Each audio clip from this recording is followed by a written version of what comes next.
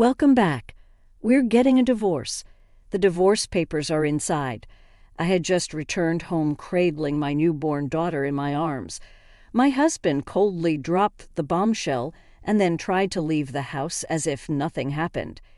In my daze, I managed to grasp his arm, desperate for an explanation. "What do you mean by divorce? You need to explain properly." I don't understand." "Nothing much, just that I don't love you anymore." His words left me with nothing but despair. Was I the only one who stirred about the life that was about to begin with the three of us? Now that our child was born healthy, and without even glancing at my daughter's face, my husband left with a large suitcase. "My name is Mary, and I'm a 35-year-old stay-at-home mom. I'm a bit timid and was drawn to my husband's practice personality, which is why I started dating him. A year later, I became pregnant. We decided to get married with the son of my baby's first cries. I finally met my little angel, weighing in at a healthy 6.6 pounds. She's a very lively girl, my adorable baby. I sent a photo of our daughter to my husband by email and then called him. But he uttered unbelievable words. "What is this? She's not cute. Actually, she looks like a monkey." "Oh." "What are you saying? She's your daughter." After that, I lost all contact with my husband. No matter how many times I called, he wouldn't answer. I was shocked and couldn't understand why he would say such a thing to our child. Looking back, my husband never showed much interest in an unborn baby. He always seemed distracted. I had always felt uneasy about his indifference, but I was too busy dealing with severe morning sickness to address his aloof behavior. During my hospital stay after childbirth, my husband never showed up and my anxiety grew. Once he sees the baby, I'm sure Thomas will change. I kept repeating this to myself like a mantra, but my wish didn't come true. My husband disappeared, leaving me and our newborn daughter behind. What should I do now? I don't have anyone to rely on. I have no parents, and my only relatives are my in-laws. My father-in-law is a quiet man who treats me kindly, but my mother-in-law is tough.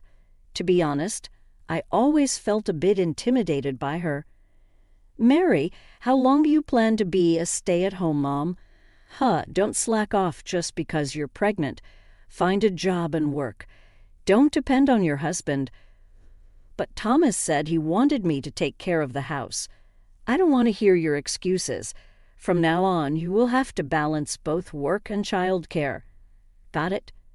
"You never got along, so I felt that I couldn't rely on my in-laws. I was at a loss in this situation, but I decided to at least put my daughter to bed and open the door to go inside. However, an eerie sight awaited me. What is this? The crib I had prepared for my daughter, all the baby items, and even the furniture had all disappeared. All that was left was my few belongings and the divorce papers left on the floor. I couldn't stand and collapsed on the floor. Then my phone rang. It was my husband. Could it be that he regretted the divorce? Surely he'll reconsider and come back to me. With the sweet hope in my heart, I quickly picked up the phone. "Hello, is that you? Where are you now? Please come back soon. I forgot to tell you, but I sold the house. You need to be out by tomorrow." "You're joking. What am I supposed to do?" "Maybe start being homeless."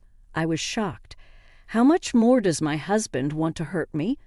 Overwhelmed by my emotions, I sobbed and pleaded with him for an explanation. "First, you tell me you were getting a divorce, and now you've sold the house. What have I done? Have you looked at yourself since you got pregnant? What do you mean? You look so pale every day. I thought I was living with a ghost." He said that with a snort, and then he continued in a cold voice. "I married you because you were a woman who would do anything I said. But now I regret it." "What? I'm divorcing you because I'm tired of your timid personality." "That's so unfair. You're being too selfish. There's nothing more to talk about. Get your stuff and get out of the house. Bye." At that moment, I felt a surge of hatred towards my husband for the first time. But no matter how much I blamed him, our situation wouldn't change. Feeling powerless, I decided to leave the house to buy diapers or formula that had been thrown away from my daughter, who had been sleeping soundly until a moment ago suddenly started crying and wouldn't stop, no matter how much I tried to soothe her. Perhaps my daughter sensed my frantic feelings. Having been betrayed by the husband and losing a home, I was still having to do something for her sake. As I sat on a park bench nearby, trying to calm my daughter, an unexpected person appeared. "You shouldn't take a newborn baby outside. How irresponsible can you be? Act like a mother." "A mother-in-law? You really don't understand anything. How do you plan to take responsibility if something happens to this child?" It seems my mother-in-law, who knew the date of my discharge, had come to visit our house. However, finding it vacant, she followed the sound of a baby crying and found me. As I was being berated by my mother-in-law, I felt a surge of emotions and began crying uncontrollably. Then I felt a warm touch on my back. "I didn't mean to make you cry, but why are you here? Where's Thomas? Please explain what happened." My mother-in-law was gently patting my back, trying to calm me down.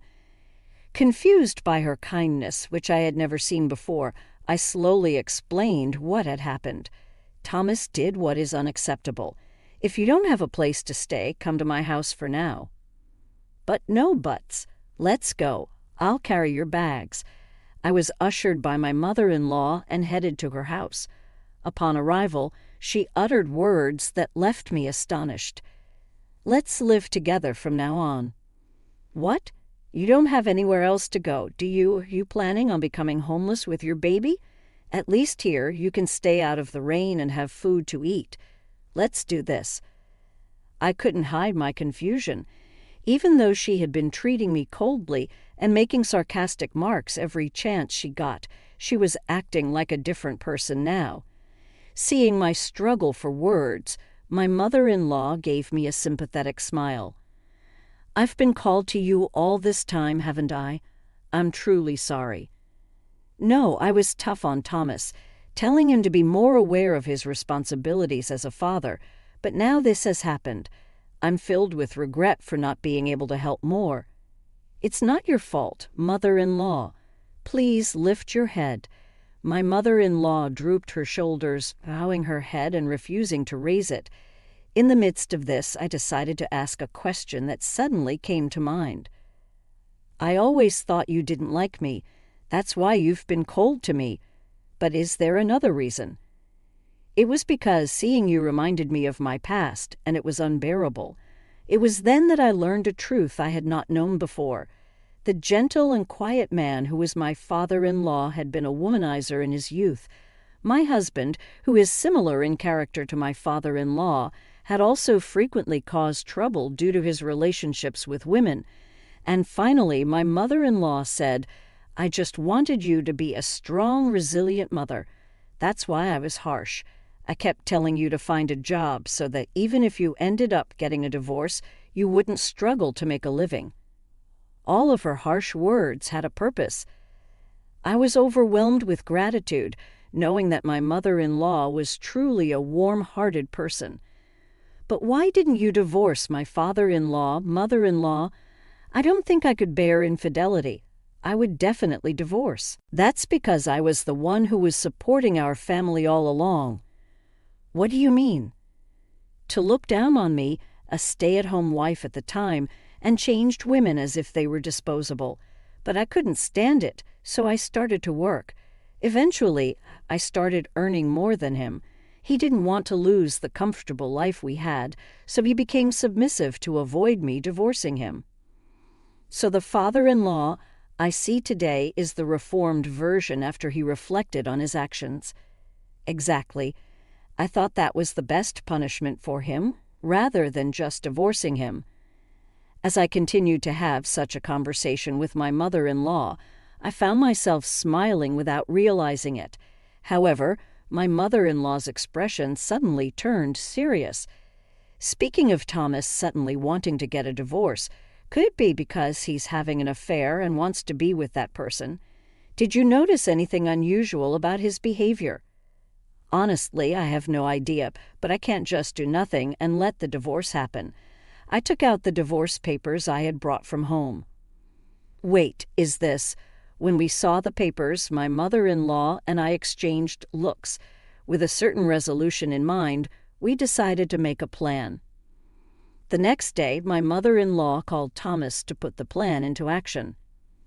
I heard you want to divorce Mary. She already told you, huh? What are you talking about? I'm absolutely thrilled. It's right to divorce someone like that. You should replace Mary with a younger and more beautiful woman. Yeah, you're right. I never want to see her face again. She might be living under some bridge by now. What a pathetic man. He seemed to completely believe that my mother-in-law hated me. I felt anger rising within me as I heard him getting overjoyed without knowing I was listening in on the conversation. But hell is waiting for him. Actually, I have someone I'd like to introduce to you. Oh, you've already found your next mistress, Mary? Well, yeah, that's something to celebrate. I'm going to pull out a celebratory gift for the two of you. I have a term deposit of $10,000 maturing next month. I'll give it all to you as a gift. Are you serious? Of course, but in return, I expect a grand celebration and a proper introduction to your partner. Don't rush and register the marriage before that, okay? I got it. Then I'll bring my partner to my family home in a month. Please take care of the gift money. My mother-in-law, such a great actress, had my husband fall right into our plan. Mother-in-law and I exchanged satisfied smiles. I decided to continue my secret preparations until the day came. A month later, my husband, oblivious to the trap, arrived at our family home in high spirits with a young woman. I opened the front door with as much composure as I could muster and greeted them. Welcome. Huh? Why are you here? My husband looked as if he was about to faint from surprise, and the woman looked utterly confused. Then my mother-in-law joined us. Come in, she said with an authoritative tone. Overwhelmed, the two timidly entered the living room. Mom, what's going on? Shall we start, Mary? Mother-in-law presented them with several photos of them entering a hotel and a report detailing their activities over the past month. I'm suing you for damages with this month's evidence. There's no escaping it. Be ready. Hold on, how did you gather all this evidence? Mother-in-law took care of the detective's fees, she said. It's best to leave these things to the professionals. Mom, why would you cooperate with her like this? Oh, am I wrong? Who would side with the man who abandons his wife and child for another woman and plans to remarry? It's outrageous. What about the $10,000 gift money? That was a lie to keep you from filing the marriage registration for a month. You tricked me. My husband was visibly upset, and the woman sitting next to him looked like she wasn't expecting this to happen. I thought we had finally managed to punish the two of them, but then my husband says something unbelievable. We're already divorced. You can't sue for damages by claiming I cheated on you now. Thomas is right. I'm not paying any damages. I was astounded at their words. The statute of limitations for suing for damages is 3 years from the time you find out about the affair. Confidently snorting at their ignorance, I decided to share a certain truth with my husband and the woman. You know, we're still married, Paul. I haven't filed the divorce papers you left behind. Stop messing around. Why haven't you filed them? I wasn't satisfied with you just declaring a divorce without any explanation. Moreover, did you realize the incredible mess you left behind the day you moved out? Upon hearing this, my husband and the woman were both confused and exchanged glances. I presented them with a certain document. This is your marriage registration form, isn't it? I thought we lost it. Why you have it? It was overlapped under the divorce papers. You really are careless, leaving something like this behind. I laughed. Yes, the document I presented was their completed marriage registration form. Today we found this out. My mother-in-law and I discovered that my husband, Thomas, was planning to marry his mistress even though our marriage was still ongoing. We decided not to divorce immediately, but to gather evidence to prove that Thomas was having an affair. I will never forgive you for abandoning our family, and you too, Laura. I'll make sure you pay the alimony. As I declared this, the color quickly drained from Thomas's face. However, for some reason, the woman had a triumphant expression on her face. Well, if you're going to divorce him, that's actually fine with me. She's smart, huh? Because Thomas is rich, he can afford to pay whatever alimony he needs to, right? Hearing the woman's words, I finally understood the odd feeling I had about my husband. Thomas was by no means a high-income earner, yet when he appeared for the first time in a month, he was dressed in head-to-toe designer brands. I presumed that my husband, Thomas, had been pretending to this woman that he was wealthy to finance his affair. I assumed he sold our furniture, baby items, and even our house. I decided to break the news to this smug woman. I'm sorry to disappoint you, but this man isn't rich at all. What are you talking about? He only makes around $1,500 a month. That's pretty low for his age. I know his wife. I know what I'm talking about. What? That's not what I heard. Thomas, is what this woman's saying true? Why so silent? Looks like you've seen a ghost. Why don't you tell Laura the truth yourself? Unable to utter a word, Thomas just hung his head. The woman, losing her patience, exploded in anger. I call off our engagement. I have no use for a man with no money. Wait, please don't abandon me. I had never seen my husband in such a pitiful state. As soon as the woman announced the cancellation of their engagement, Thomas fell to his knees, begging for forgiveness. I couldn't stand their display, so I interrupted them with a shout. Enough. If you want to fight, do it elsewhere. Get out right now. The two, startled by my sudden outburst, fell silent. Then my mother-in-law, who had been silent all this time, finally spoke. Thomas, you're no longer my son. Mom, what do you mean by that? I'm disarming you. Take that woman and leave right now. Don't ever show your face again. Got it. Frightened by the fierce expressions of me and my mother-in-law, the two were paralyzed. I shoved the pre-prepared written promises at them, making them pledge to pay alimony and, in Thomas's case, child support as well. They left the house in a hurry. I submitted the divorce papers that very day, putting an end to my married life with Thomas. Afterward, just as I had expected, my ex-husband broke up with the woman. He had even resorted to borrowing money from loan sharks to pretend to be rich. After collection calls, he was fired from his job and forced to find day labor jobs to pay the $20,000 alimony and $300 monthly child support. Of course, we also demanded $15,000 from his mistress, who had to resort to working in shady nightclubs to pay it off. As for me, I've managed to build a strong relationship with my mother-in-law, whom I used to be wary of. Having divorced and lost my family, my mother-in-law proposed, "Let's continue living together." I decided to rely on her kindness. I started working and juggling it with raising my child. I can feel myself changing little by little each day. I think it's because I've become a mother and have someone I need to protect, and because I've been watching my mother-in-law up close. I want to continue living peaceful days with my beloved daughter and the in-laws who I want to cherish for the rest of my life.